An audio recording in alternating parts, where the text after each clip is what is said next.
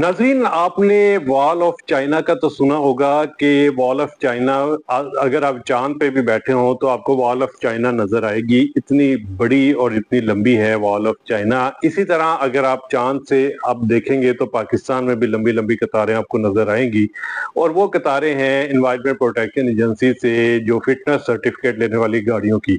आप देख सकते हैं कि इस वक्त शहर भर में जो है वो तकरीबन 8 से मुकामात पर जो है वो एनवायरमेंट प्रोटेक्शन एजेंसी की जानिब से गाड़ियों को फिटनेस सर्टिफिकेट देने के हवाले से कैंप्स लगाए गए हैं। अभी ये कैंप्स फ्री लगाए गए हैं, लेकिन मसला ये है कि अभी जो सूरत हाल है जहाँ पर सर्टिफाइड किया जाएगा उन गाड़ियों को, उनका इंजन, उनकी मिशन जो हो रही है कार्बन की, उसे चेक किया जाएगा, फिर उसके बाद उसे ग्रीन सर्टिफिकेट दिया जाएगा।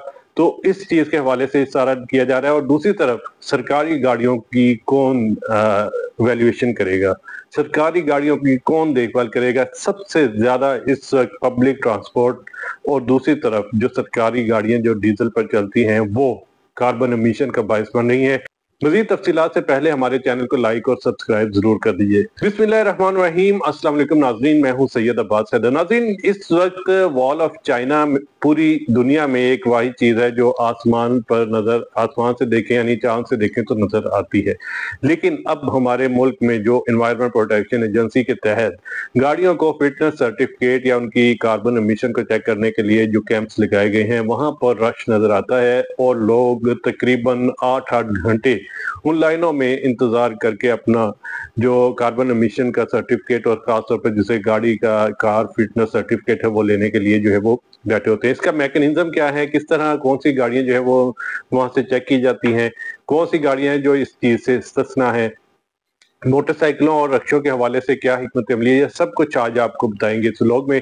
सबसे पहले आपसे बात करें जो गाड़ियों की फिटनेस है, सबसे पहला अमल यह है कि अगर आपकी गाड़ी 2022 मॉडल की है तो फिर आपको इस फिटनेस सर्टिफिकेट या स्टिकर की जरूरत बिल्कुल नहीं है, क्योंकि ये सारा काम जो फिटनेस सर्टिफिकेट का है वो है 2022 यानी उससे निचला मॉडल यानी 2021 से लेकर उससे नीचे वाले जितने मॉडल है उनके हवाले से, और 2022 वाले मॉडल वाले जो है वो आराम से बैठे और एंजॉय करें, उन्हें इस फिटनेस सर्टिफिकेट की जरूरत नहीं है। लेकिन आज से 4 साल बाद जब ये गाड़ी 4 साल पुरानी हो जाएगी यानी 2026 तक, फिर उन्हें फिटनेस सर्टिफिकेट की जरूरत पड़ेगी। तो फिर एनवायरमेंट जो एजेंसी है उन्हें उनके पास जाना पड़ेगा, फिर उन्हें भी लगवाना पड़ेगा, क्योंकि ये फिटनेस सर्टिफिकेट 1 साल की मुद्दत के लिए होता है। यानी जो गाड़ियां आज करवा रही हैं फिटनेस सर्टिफिकेट ले रही हैं, उन्हें 1 साल बाद दोबारा से फिटनेस सर्टिफिकेट लेना पड़ेगा।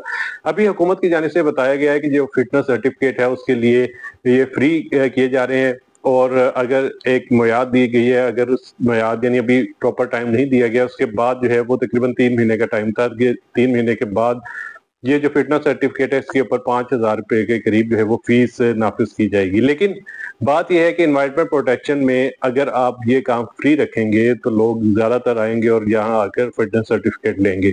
लेकिन अगर आप 5,000 रुपए फिटनेस सर्टिफिकेट की फीस रख देंगे तो उससे लोगों को क्या मिलेगा?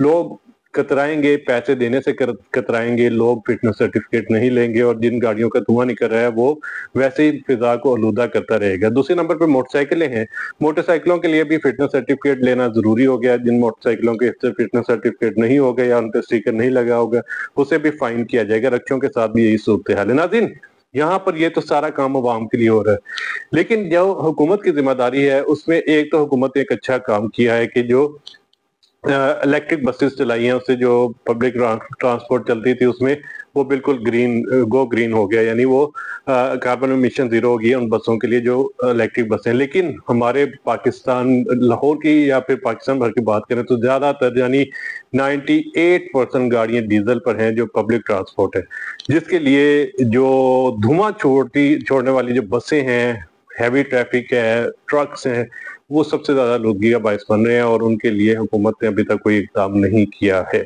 नई गाड़ियां जो खरीदी जा रही हैं वो तो चलो अब जो थोड़ी बहुत 1-2% आती हैं जो बड़े ऑफिसर्स के लिए, वो तो सही है, लेकिन जो पब्लिक ट्रांसपोर्ट है उसे देखना पड़ेगा। और दूसरे नंबर पे जो पुलिस की गाड़ियां जो डीजल पर हैं, जो जितनी भी जिन्हें हम हाईएस कह सकते हैं या फिर पिजारोस हैं, इतना ज्यादा धुआं, जिस तरह मैं आप स्क्रीन पे भी देख सकते हैं कि ये जो गाड़ियां चल रही हैं इस कदर धुआं छोड़ती हैं, तो इस कदर आलूदगी फैला रही हैं कि इन्हें कंट्रोल करने के लिए हुकूमत को ठोस इकदाम करने पड़ेंगे। सबसे पहले हुकूमत اپنی طرف یعنی پہلے آپ اپنا گربان دیکھیں پھر عوام تک جائیں. پہلے آپ حکومت کو چاہیے کہ حکومت سرکاری گاڑیوں پہ جو دھواں چھوڑنے والی گاڑیاں ہیں ان کا فٹنس سرٹیفکیٹ لگائے اور پھر اس کے بعد جو ہے وہ آگے اگلا لاہے عمل شروع کرے.